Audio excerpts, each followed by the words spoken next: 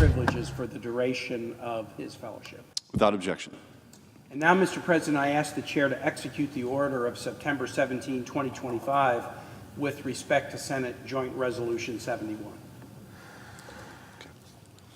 Under the previous order, Senate Joint Resolution 71 is discharged, and the Senate will proceed to consideration of the joint resolution, which the clerk will report. Senate Joint Resolution 71, terminating the national emergency declared with respect to energy. There will now be up to 6 hours for debate only, with the time equally divided between the leaders or their designees. Thank you, Mr. President.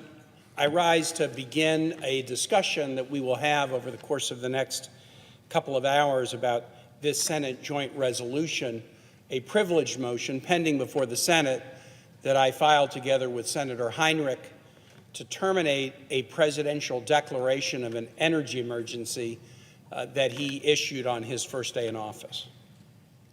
The President took a number of actions on his first day in office, and obviously the one that got the most attention was the fact of his inauguration and the celebrations about that.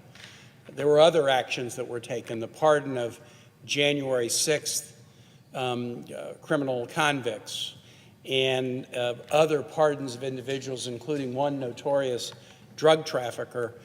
But there was also an action that was taken that did not get attention immediately, but I started to pay attention to a few days after the inauguration, and that was President Trump's use of a statute known as IEPA, an international emergency statute, to declare an energy emergency in the United States. The IEPA statute is broadly worded.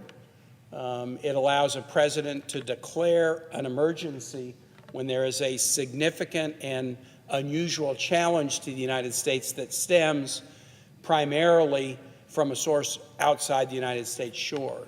The President has used IEPA to declare an energy emergency. He's used IEPA to impose tariffs on virtually every nation in the globe, and he's also used the statute in other ways. I was puzzled by the President's determination that America in January of 2025 was in an energy emergency, because I went back and checked and found that the United States at the beginning of the Trump administration was producing more energy than at any time in the history of the United States. Where's the emergency?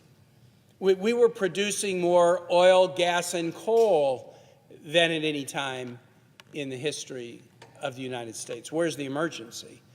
And even more exciting to me, because of its tremendous acceleration, we were producing more alternative energy, low-carbon energy, geothermal, wind, solar, than at any time in the history of the United States. And we've seen this in Virginia. To give you an example, when I came into the Senate, Virginia was deep in the bottom half in this country in solar deployment. Now we're in the top 10. Offshore wind was nowhere in the United States. Now we're nearing completion of an offshore wind farm off the shores of Virginia Beach, Virginia, and we will be the leaders in the nation and begin producing components that can help us lead in the world when it comes to offshore wind. So where is the emergency?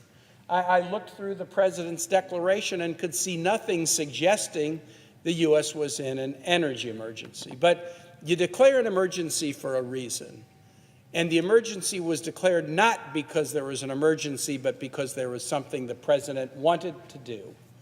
And as you read down in the emergency declaration, you found what the President wanted to do was allow a bypass of environmental regulations for energy projects. That's what he wanted to do. And he declared a sham emergency in order to do that. I found it further interesting as I read, well, what is the definition of energy projects that are getting a bypass around environmental regulations? It was not all energy projects. It was oil and gas and coal. But not wind, not solar, not hydropower, not geothermal. Sometimes I hear folks say they're for an all-of-the-above energy policy. President Trump is embracing an all-of-the-below energy policy. If it's not a fossil fuel under the earth, it will not be prioritized by this administration.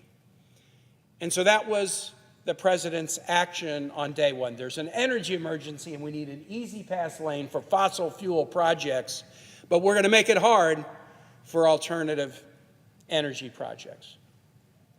And so I dusted off the statute, IEPA, and found that a single senator, even in the minority party, can challenge a presidential declaration of emergency and be guaranteed a privileged vote on the Senate floor within a set period of time, a prompt vote on a simple majority that cannot be filibustered.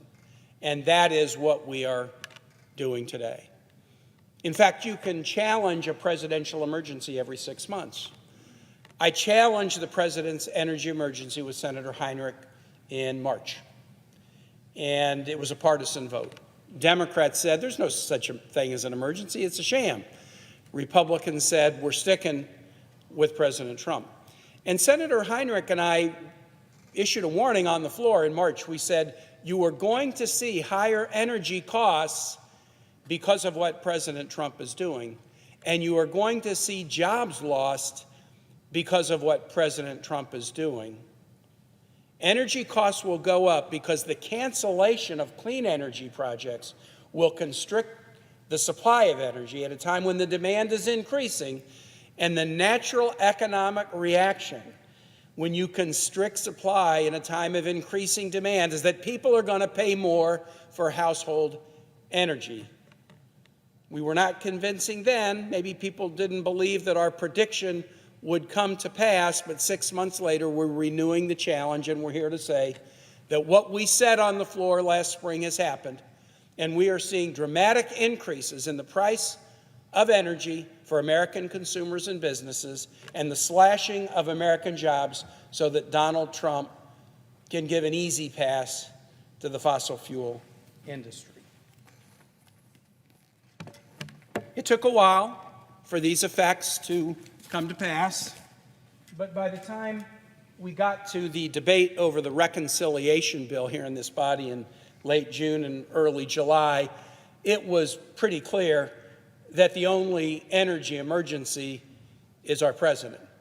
President Trump is the energy emergency. We are debating the spending law, the reconciliation bill, and I'm just going to go through some of the headlines. NPR, power prices are expected to soar under the new tax cut and spending law. Why would they soar? Because that tax cut and spending law reduced all kinds of production and investment tax credits for clean energy projects, making those projects unable to work. Demand's going up, you constrict supply, prices are going to soar. That was the prediction in July. Other articles from the same time. Trump mega bill gives the oil industry everything it wants and ends key support to solar and wind. Most of the power that's been added to the grid in the United States in the last couple of years has been solar and wind. It's cheap, it's native, it's clean, it's sustainable, it works. It's bringing people's costs down, but Donald Trump's mega bill gives the oil industry what it wants by dropping support for solar and wind. That's from CNBC in July. The story about how this was to benefit big oil was revealed earlier in February, shortly after the emergency order went into effect. In The Guardian, how Trump is targeting wind and solar energy and delighting big oil. This was all laid out. There is no emergency other than the president himself. This is nothing but a giveaway to the oil and gas interests. Shortly after the passage of the reconciliation bill, EPA plans to end a program that makes solar power available to low-income Americans. Why don't we punish low-income Americans and make their energy costs go up? Why don't we do that? I mean, it's shameful for that thought to cross your mind, much less for you to do it, but that is what the reconciliation bill and the Trump energy emergency put into motion, punishing low-income Americans by making it more difficult for them to access what is now one of the cheapest forms of energy. And oh yeah, there was a prediction. We predicted it on the floor in March that electricity prices were going to go up, and then others, when the bill passed, predicted it, but by July 24th, it wasn't just a prediction. Newsweek, electricity prices are soaring under Donald Trump. Inflation is too high because of tariffs and other chaotic economic moves on food, on building supplies, on health care, on pharmaceuticals, but the energy inflation is higher now than the general inflation rate because of Donald Trump's policies. Here's a chart that is one that got some selfish attention for me, how much Trump's big, beautiful bill could raise electricity costs over the next 10 years by state. Monthly bills in Virginia, $250 a month. Other states listed $480 in Texas, $350 in Iowa. We see the prices already going up. It is happening just as predicted. In mid-August, The Guardian says Trump's tariffs and green energy rollbacks push household electricity bills up by 10%, much faster than the core inflation rate, which is going up. So now energy inflation is outstripping the rest of inflation, and it's particularly hard for low-income households.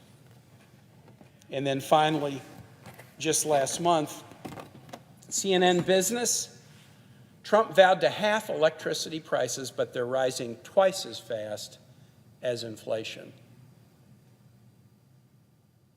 Electricity prices, that monthly bill that households pay together with their mortgage or their rent, together with food, together with health care, all of these are going up. We have a president who promised when he ran for office to deal with the cost of living, the cost to live.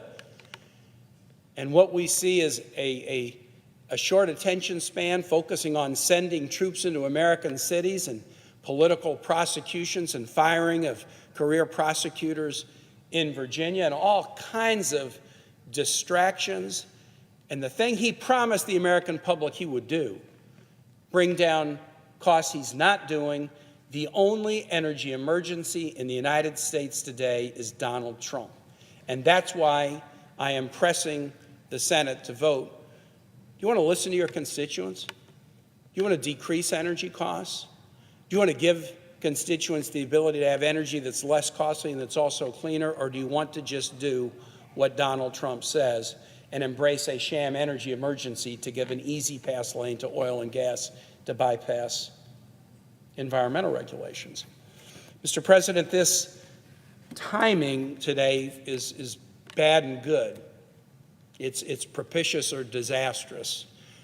Last night, the administration announced that they were canceling billions and billions of dollars of clean energy projects all over this country, in every state, in Virginia, in Missouri, all over the state, all over the nation. Billions of projects that hire people, thousands of jobs lost. And the projects that are being canceled are going to continue this trend of, in a time of great demand growth, data centers, and all kinds of uses for AI that through searches require more energy than what we were doing a couple of years ago. While that demand is growing, and in Virginia we see it all the time, especially with the profusion of data centers, as the demand is growing, if we are cutting off energy projects and constricting supply, we're only going to accelerate the increases. President Trump has canceled 20 energy projects in Virginia since he became president.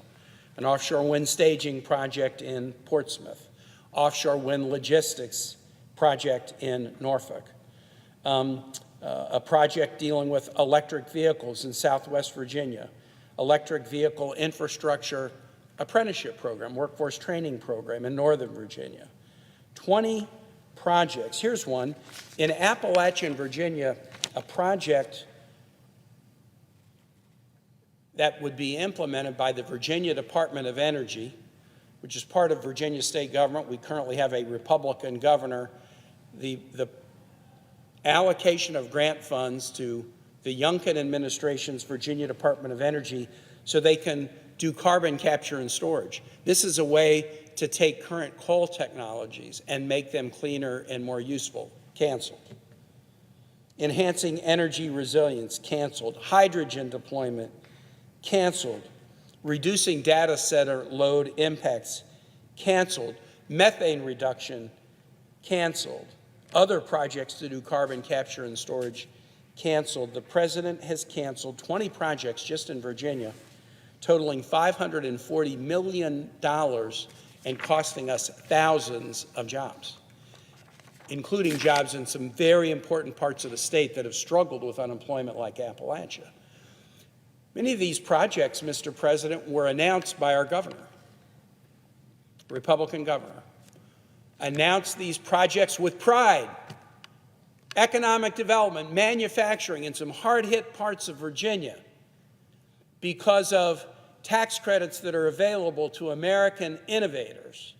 So we can not only do the right thing by the Virginia economy, but lead the world in the development of innovative and clean energy technology, canceled by Donald Trump.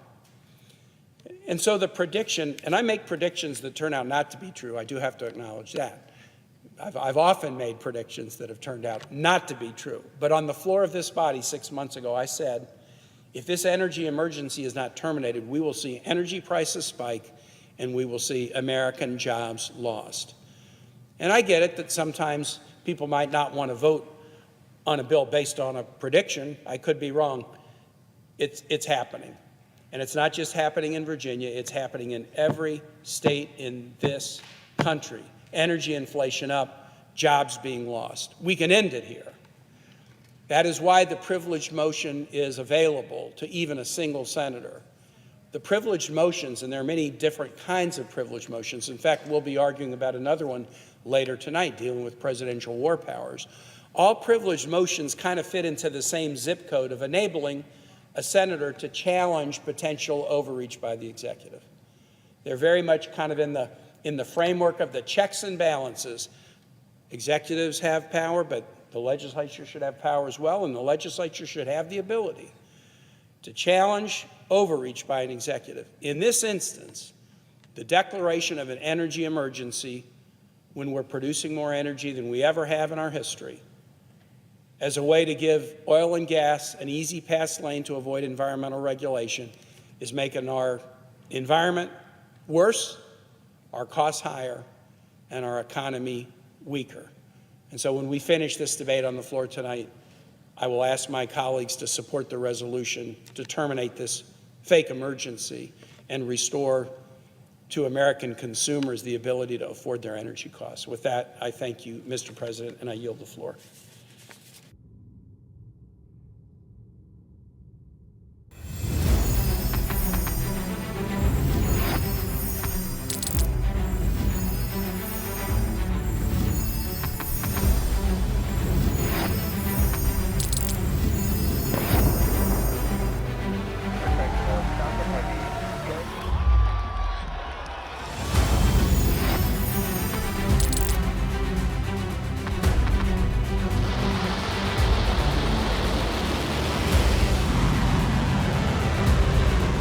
Been fighting so long and so hard that they don't know what the they're doing.